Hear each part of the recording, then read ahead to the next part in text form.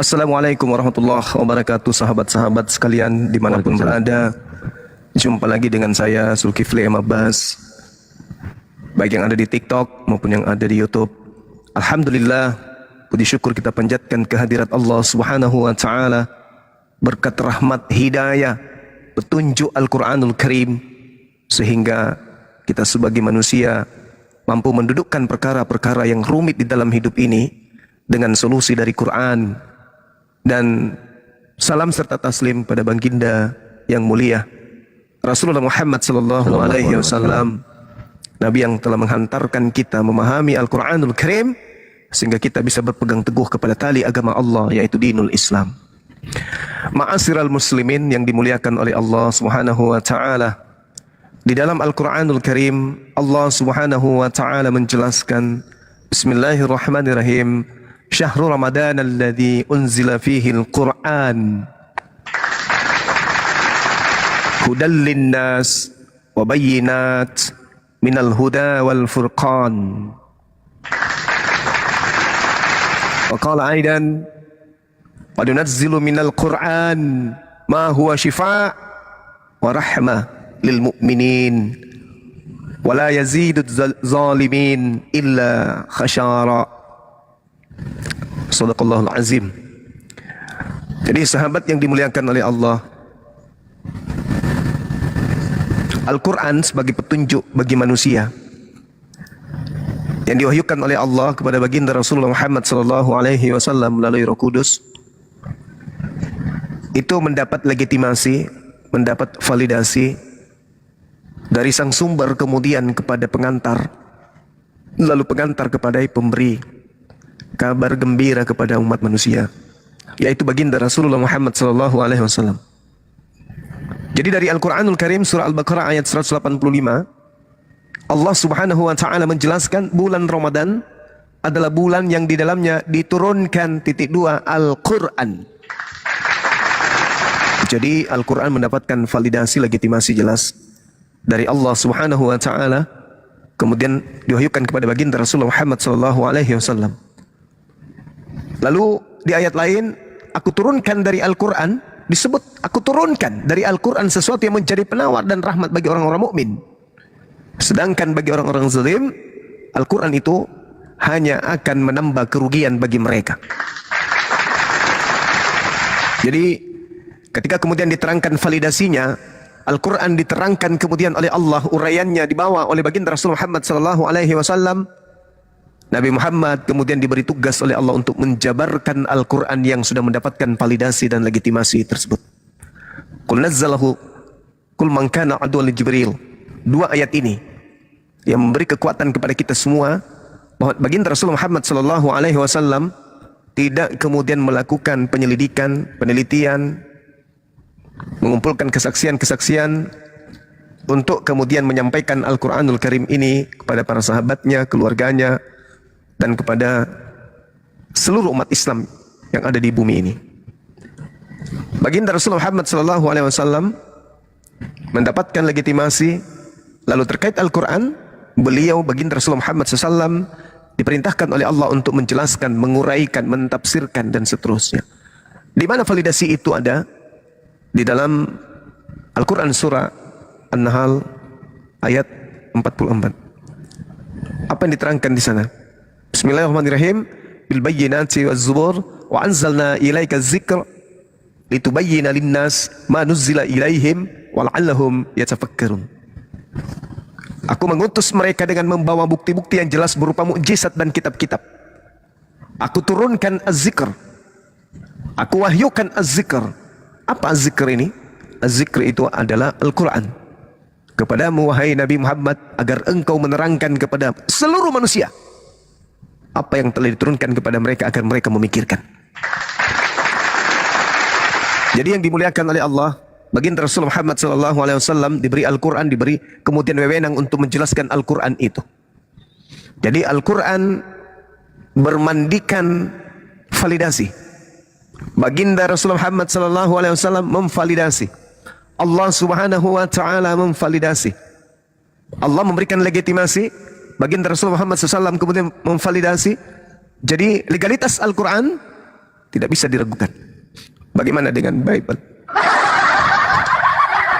Sekelompok manusia mendudukkan perkara hidupnya pada sebuah buku yang tidak memiliki legitimasi, yang tidak kemudian mendapatkan validasi. Mereka jadikan sebagai sandaran hidup. Mereka sombong, mereka pongah, mereka merasa paling hebat. Bahkan saking hebatnya mereka merasa sebagai anak Tuhan. Tapi ternyata buku yang mereka jadikan panduan keagamaan sama sekali minim, nol, zero. Tidak ada validasi baik dari pencipta langit dan bumi maupun dari Yesus itu sendiri. Ini kita ingin mempertanyakan kepada saudara kita non-muslim, bagaimana mungkin Anda menggunakan sebuah buku, 2 buah buku, 3 buah buku, 14 buku, buku-buku, akan tetapi Anda tidak bisa memberikan kepada kami umat Islam bukti akurat bahwa buku itu dikenal oleh Yesus. Gimana itu? Apa yang kami bisa berikan kemudian slogan atau apa kepada Anda yang tidak kemudian bisa memberikan bukti bahwasanya kitab saudara adalah kitab yang mendapatkan validasi dari Yesus? Allahu Akbar, Allahu Akbar, Allahu Akbar. Inilah teman-teman sekalian salah satu contoh pembukaan ketika kita ingin berdiskusi. Nah, jadi kalau ada yang mau ingin berdiskusi silakan. Kita mencoba untuk mengurai materi ini. Karena kalau kita melihat dari 13 surat Paulus itu, dari Rasul Paulus, dari Rasul Paulus, dari Rasul Paulus, dari Rasul Paulus, ini kan gitunya. Kita minta, ada enggak Yesus memberikan pernyataan terhadap kitabnya orang Kristen ini? Ada enggak Yesus mengenal Bible? Ada enggak Yesus mengenal buku Roma, buku Galatia, Filipi, Efesus, Tesalonika, Timotius, apa lagi? Apa lagi? Filipus, Barnabas, Yudas, Maria. Kumaha atuh? Banyak. Ada enggak? Korintus, Filipi, Kolose, Galatia, Filemon, Titus, Efesus, Tesalonika, Timotius, apa lagi? Roma. Ada enggak Yesus memberikan validasi? Ada enggak Yesus mengenal buku itu? Sedangkan buku ini yang dipakai oleh saudara kita Kristen untuk memurtadkan orang Islam.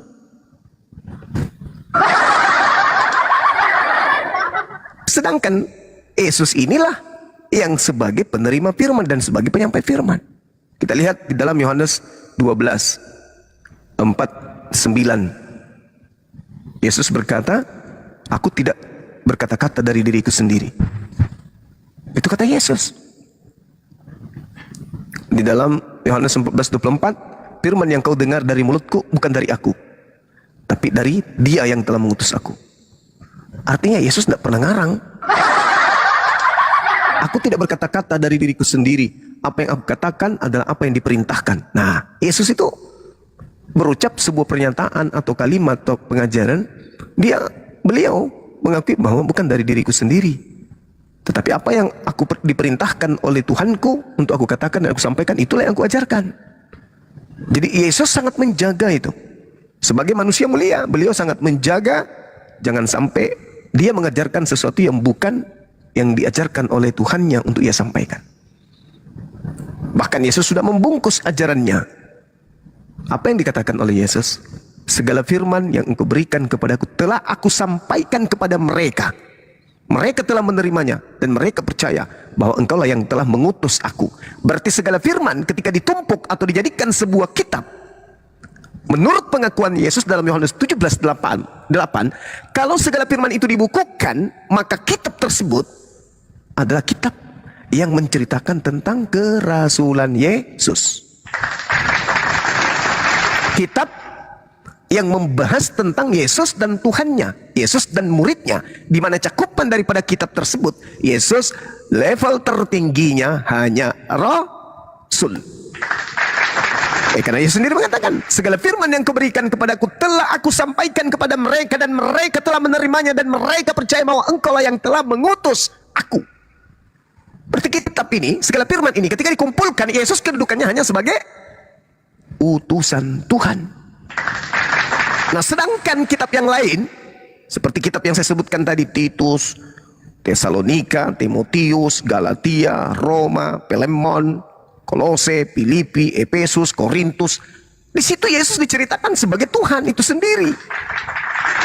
Nah, sekarang buku yang mengajarkan Yesus itu adalah Tuhan itu sendiri. Apakah Yesus mengenal buku tersebut? Apakah Yesus mengenal buku itu? Nah, ini yang perlu kita bahas. Naikkan saudara kita Kristen, biar mereka sadar bahwa selama ini mereka mengkitabkan sebuah buku yang Yesus sendiri tidak kenal buku itu. Silakan. Ya. Buat teman-teman Kristen yang ingin ngebantah narasi dari Gurunda Juma tadi, silakan naik ke atas. Apakah Aaron udah siap mau ngebantah? Pak Aaron.